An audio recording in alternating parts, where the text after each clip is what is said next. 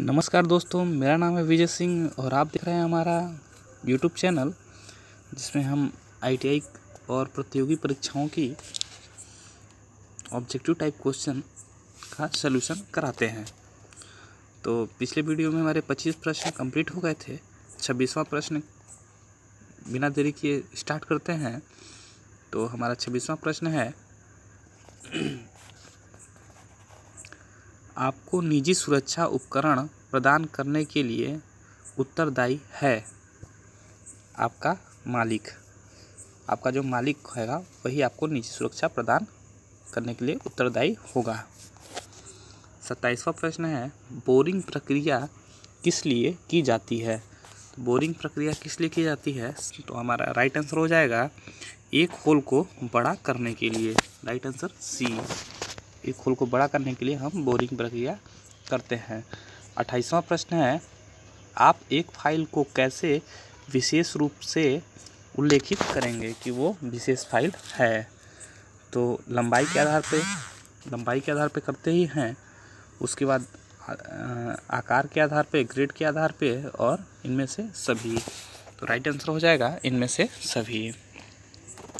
29वां प्रश्न है, कम स्थान वाले सेक्शन की मोटाई मापने के लिए जो उपकरण प्रयोग किया जाता है वह कहलाता है। तो कम स्थान पर अगर मोटाई नापना है तो इंटरनल माइक्रोमीटर एक होता है, इनसाइड माइक्रोमीटर जिसे बोलते हैं, उसका ही प्रयोग कर सकते हैं। तो राइट आंसर यहाँ पर हो जाएगा सी, इंटरनल माइक्रोमीटर या फिर इनसाइड माइक्रोमीटर ही बोलते हैं। 30वां प्रश्न है हमारा, ढलवा लोहा यानी कास्ट आयरन की तन्यता यानी डक्टिलिटी होती है। तो जो ढलवा होता है उसकी डक्टिलिटी होती नहीं, बहुत घटिया होता है, वो तन्यता नहीं होता, ब्रिटल होता है, पर टूट जाता है। तो इसका राइट आंसर हो जाएगा ए, बहुत घटिया होता है। अगले प्रश्न की ओर चलते हैं, घनत्व का सूत्र होता है। तो घनत्व का सूत्र होता है द्रव्यमान बटे आयतन। राइट ऑप्शन इज डी, द्रव्यमान बटा आयतन। 32वां हमारा प्रश्न है, एक उपकरण की पुनरावृत्ति की डिग्री व्यक्त की जाती है। तो इसका एक उपकरण है, उसका पुनरावृत्ति करनी है तो उसकी डिग्री व्यक्त की जाएगी कैसे, तो उसकी परिशुद्धता होगी, प्रिसीजन होगा उसके द्वारा। अगला प्रश्न है हमारा, कौन सबसे अधिक सुनिश्चित है, मतलब सबसे अधिक सुनिश्चित कौन सा है, स्केल है, माइक्रोमीटर है, ए और बी दोनों है, इनमें से कोई नहीं है। तो हमारा माइक्रोमीटर सबसे ज़्यादा मतलब अच्छा है, स्केल से भी अच्छा है माइक्रोमीटर, और कम में ये हमको मान दे देता है माइक्रोमीटर, जिसका माइक्रोमीटर 0.1 mm इसकी परिशुद्धता होती है। और वर्नियर जो कैलिपर होता है उसकी 0.02 mm होती है। अगला प्रश्न है हमारा, निजी सुरक्षा उपकरण आवश्यक होता है। तो कब आवश्यक होता है, इसका राइट आंसर हो जाएगा डी, इंजीनियरिंग कार्य परिधित प्रशासनिक नियंत्रक खतरों से बचने के लिए किया जाता है। अगला प्रश्न है हमारा, फिलर गेज का प्रयोग किया जाता है। तो फिलर गेज का प्रयोग गैप मापने के लिए करते हैं। तो यहाँ पर राइट आंसर आपका हो जा रहा है बी, फिलर गेज का प्रयोग हम गैप मापने के लिए करते हैं। अगला प्रश्न है, जिस सबसे निम्न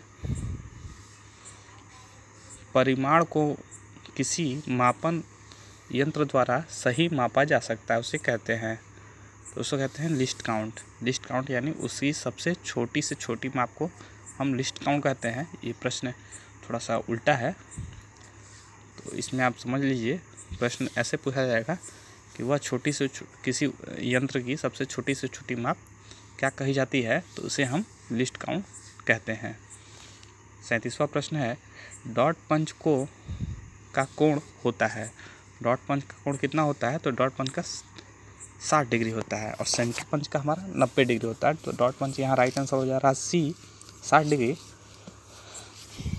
और सेंटर पंच का हमारा 90 डिग्री होता है। अगले प्रश्न की चलते हैं। एक पदार्थ को पीटकर शीट बनाए जाने की क्षमता को कहते हैं। कोई पदार्थ उसको पीट के हम अगर शीट बनाते हैं तो उसको मैलिएबिलिटी बोलते हैं।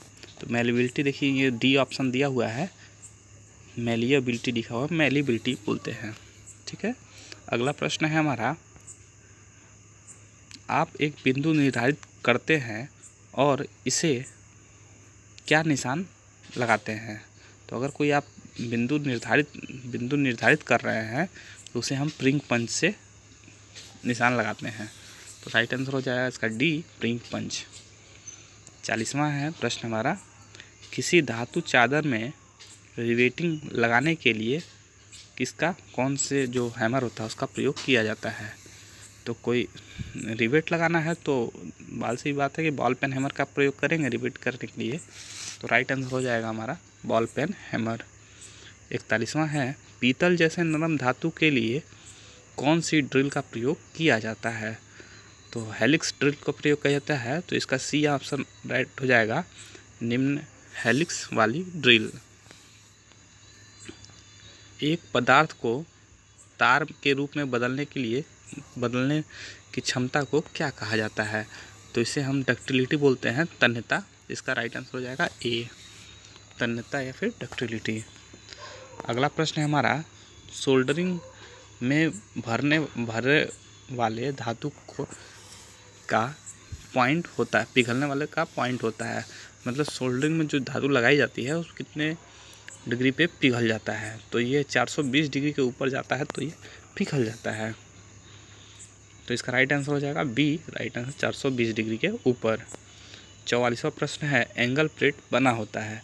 तो एंगल प्लेट हमारा क्लोज्ड ग्रेन कास्ट आयरन का बना होता है। तो यहाँ राइट आंसर ए हो जाएगा, क्लोज्ड ग्रेन कास्ट आयरन का। अगला प्रश्न है 45वां, पिग आयरन में आयरन होता है कितना %। तो पिग आयरन में आयरन 90% होता है। आंसर इसका राइट आंसर हो जाएगा सी, 90%। 46वां प्रश्न है, रफ कार्यों के लिए किस प्रकार की फाइल का प्रयोग किया जाता है। तो रफ कार्यों के लिए हम डबल कट फाइल का प्रयोग करते हैं। ऑप्शन नंबर बी सही होगा। 47वां है, वर्नियर कैलिपर का लिस्ट काउंट कितना होता है। तो अभी पिछले में बताए थे कि वर्नियर कैलिपर का लिस्ट काउंट 0.02 mm होता है। तो इसका राइट आंसर हो जाएगा बी, 0.02 mm। अगले प्रश्न क्यों चलते हैं, पंच का साइज निर्धारित किया जाता है। तो पंच का साइज उसके संपूर्ण लंबाई व व्यास से निर्धारित किया जाता है। राइट आंसर हो जाएगा सी। 49 है, वाइस की बॉडी बनी होती है। तो वाइस की बॉडी जो होती है ये ढलवा लोहा या फिर कास्ट आयरन की बनी होती है। इसका ऑप्शन नंबर बी सही हो जाएगा, ढलवा लोहा या कास्ट आयरन। 50वां एवं लास्ट प्रश्न है, हेक्सा ब्लेड की मोटाई होती है। तो हेक्सा ब्लेड की मोटाई कितनी होती है। तो 0.63 से लेके 0.8 mm तक होती है। हमारे साथ वीडियो में बने रहने के लिए धन्यवाद। आज का प्रश्न यहीं समाप्त होता है। अगले वीडियो के लिए हमारा चैनल देखते रहें। धन्यवाद।